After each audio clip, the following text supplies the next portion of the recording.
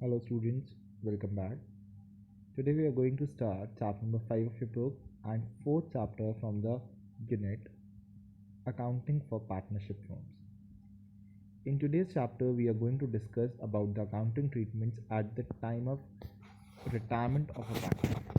Means when a partner retires from a firm due to any reason, then what accounting treatments are to be done and how they are done. So retirement of a partner के बारे में अगर हम बात करते हैं तो a partner has the right to retire from the firm after giving due notice in advance. He has to give notice that he don't want to continue business and he want to leave. The old partnership comes to an end after the retirement of a partner. After the partner has retired, the old partnership comes to an end because the partnership was between the old partners. Now, one of them has left, due to which the existing partnership will come to an end, but the firm will remain there. There will be no change in the firm. The firm will remain there, but the partnership will get dissolved, and a new partnership will be reconstituted between the remaining partners.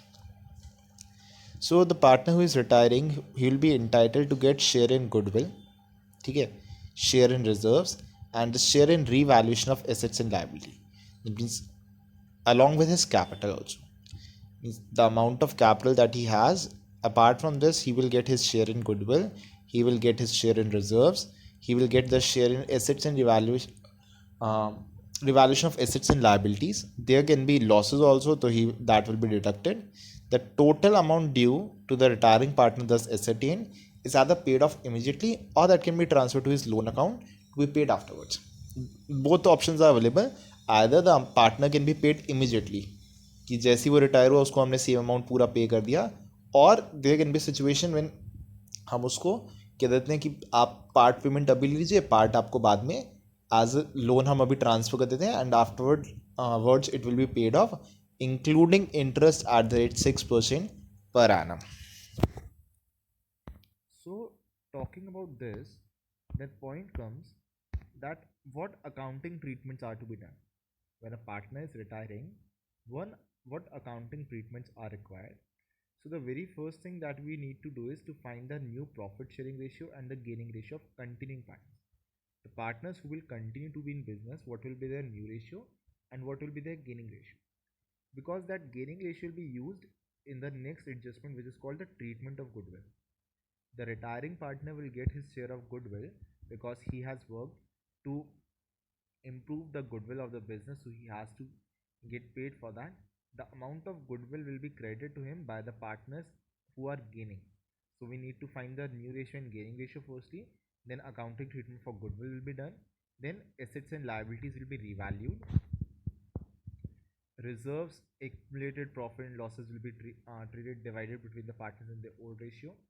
After this, the old partner will be paid off, or if the question states so, the partner's amount can be also transferred to his loan account. That will depend upon the situation, that will depend upon the circumstances, and at the end the remaining partners may also decide to adjust their capital in proportion of their profit sharing ratio.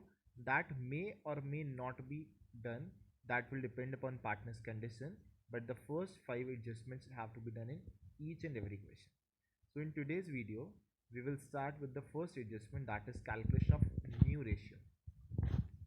So taking the first and the simplest example, if there are three partners X, Y, and Z who are sharing profit and loss in the ratio of 3 to 2 is to 1, you have to calculate the new ratio when X retires, Y retires, or Z retires. So it is very simple one. In case nothing else is mentioned, no other information is there, and a partner is retiring, the amount, his share, the share of retiring partner will just be excluded or striked out of the shares. So if X retires, the remaining share will be 2 is to 1. If Y retires, the ratio will be 3 is to 1. And if Z retires, the ratio will be 3 is to 2. Only the what we have to do, we will strike out his share. We will strike out his share, and the remaining ratio will be of the remaining partners. This is the simplest one. Another case can be there that A and B are partners sharing profits in the ratio of 1 upon 4, 2 upon 5, and 7 upon 20. A retires and his share was taken up by B and C in the ratio of 1 is to 2. Now we have to find the new ratio. Now first, the partner A had 1 by 4 share. He had 1 upon 4 share, and his share is taken up by B and C, 1/3 to B and 2/3 to C. So we will divide 1 by 4 in between B and C in 1 by 3, 1:2. That is, B will gain 1 upon 12 and C will gain 2 upon 12. To calculate the new ratio, what we have to do, we will add the gain in their old ratio. Like B's old ratio was 2 upon 5 and he got 1 upon 12. So the new ratio will be 29 upon 60. And C's old ratio was 7 upon 20 and he got 2 upon 12. So his ratio will be 31 upon 60. The new ratio between B and C hence will be 29 is to 31. What we did, we divided the A's share between B and C in 1:2, and then this gain is added up to their old ratio, and we will find out the new profit sharing ratio. Coming to another one, P, Q and R are partners sharing profit in the ratio of 5:3:2. R retires and his share is taken entirely by P.